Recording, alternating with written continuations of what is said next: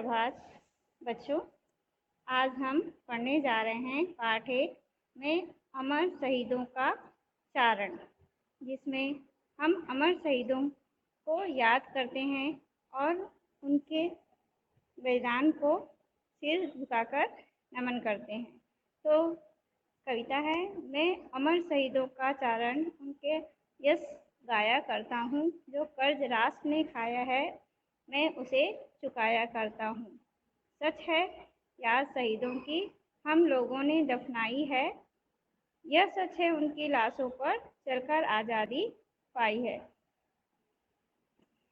इस कविता में कवि बता रहे हैं कि हम अमर शहीदों का चारण यश कीर्ति उनको गाया करते हैं, उनकी यश को कीर्ति को याद करते हैं, नमन करते हैं और उन्होंने बलिदान होकर हमारे देश के लिए जो कर्ज किया हमारे देश पर, उसको मैं चुकाना चाहता हूँ।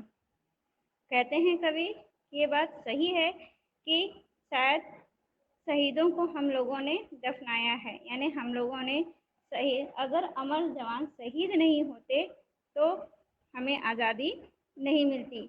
उनकी लाशों पर चलकर ही हमने आज़ादी पाई है।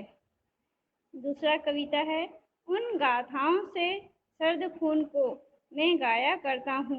मैं अमर शहीदों का चारण करके उनके यश गाया करता हूँ। गिरता है उनका रक्त जहाँ, वे ठौर तीर्थ कहलाते हैं। वे रक्त बीज अपने जैसों को नई फसल दे जाते हैं। इस पंक्ति में कवि बताना चाहते हैं उनकी गाथाओं को कि जो सर्द खून को, यानी जो लोग देश के प्रति संवेदनहीन होते हैं, कोई मतलब नहीं होता उनको अपने देश से, मैं उन लोगों में ऊर्जा का संचार करना चाहता है, उन लोगों में भी देशभक्ति की भावना को जगाना चाहता हूँ। इसलिए मैं अमर शहीदों को अमर शहीदों की कीर्ति का यशगान करता हूँ। कहते हैं कि जहाँ उनका रक्त गिरा, यानी जब वे शहीद हुए, जब उन्हें फांसी दी गई, वे आज की स्थिति में या आज के समय में एक तीर्थ स्थल से कम नहीं है। जैसे हम भगवान की पूजा करते हैं, जहाँ मंदिर होता है, भगवान प्रतिस्थापित होते हैं, वो तीर्थ स्थल कहलाता है। वैसे ही हमारे जो वीर हैं, जहाँ पे वे मृत्यु को प्राप्त हुए, वे स्थान भी तीर्थ स्थल से कम नहीं है। वे रक्त बीज अपने जैसों को नई फसल दे जाते हैं, यानी उनके द्वारा किया गया बलिदान ही आज हमें देशभक्ति की ओर जागृत करता है कि हमें भी अपने देश के लिए बलिदान करने को तैयार होना चाहिए। यानी जैसे कि जब कोई बीज अपन जमीन में बोते हैं तो नया पौधा उत्पन्न होता है और उससे बहुत सारे बीज बनते हैं। उसी प्रकार जो शहीद हैं वो भी एक बीज का काम करते हैं, जिससे कि और भी नए शहीद भारत की रक्षा के लिए बलिदान करने को तैयार हो रहते हैं। थर्ड है, यह धर्म कर्म या मन सभी को मैं समझाया करता हूँ। अमर शहीदों का चारण उनके यश गाया करता हूँ।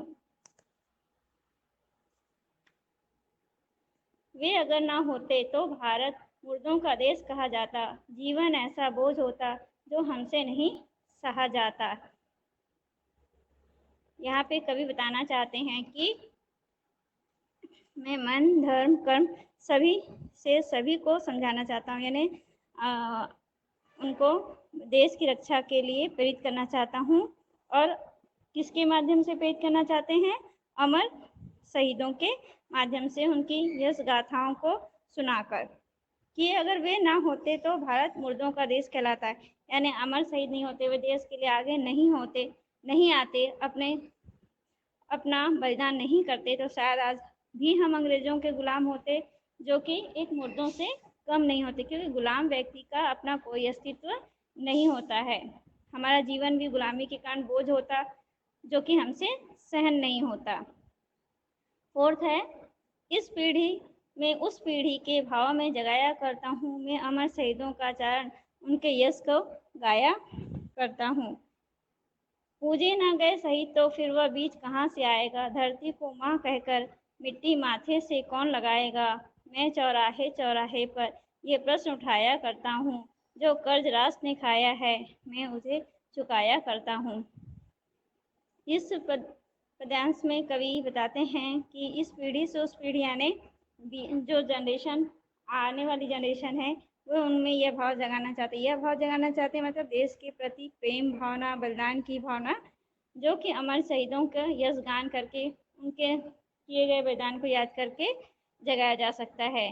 वे कहते हैं कि अगर अमर शहीदों को पूजा ना गया यानी किसी के किए गए कार्य को अगर अपन नहीं मानते हैं तो वो आगे कोई भी उस चीज़ को नहीं करने को तैयार होगा। ठीक उसी प्रकार यहाँ पे कवि कहते हैं कि अगर अमर शहीदों को हम पूछते नहीं हैं तो हमारे देश के रक्षा के लिए आगे से नए कोई भी शहीद नहीं आएंगे, यानी कोई भी वीर व्यक्ति नहीं आएगा। धरती को माँ कहकर मिट्टी के माथे से कौन लगाएगा, नहीं फिर कोई भी धरती माता को माँ नहीं बोलेगा, उसकी मिट्टी को माथे पे नहीं लगाएगा, उसके लिए प्रेम भावना नहीं रखेगा। अतः हमें चाहिए कि हमें अमर शहीदों को याद करें और उनके बताए गए रास्ते पर चलें ताकि हम हमेशा अपने देश की रक्षा करने के लिए तैयार रहें। और इस प्रकार उनके ये अमर शहीदों के द्वारा जो हम पे बलिदान के स्वरूप जो हम पे कर्ज है उसको हम चुका सकें। Thank you.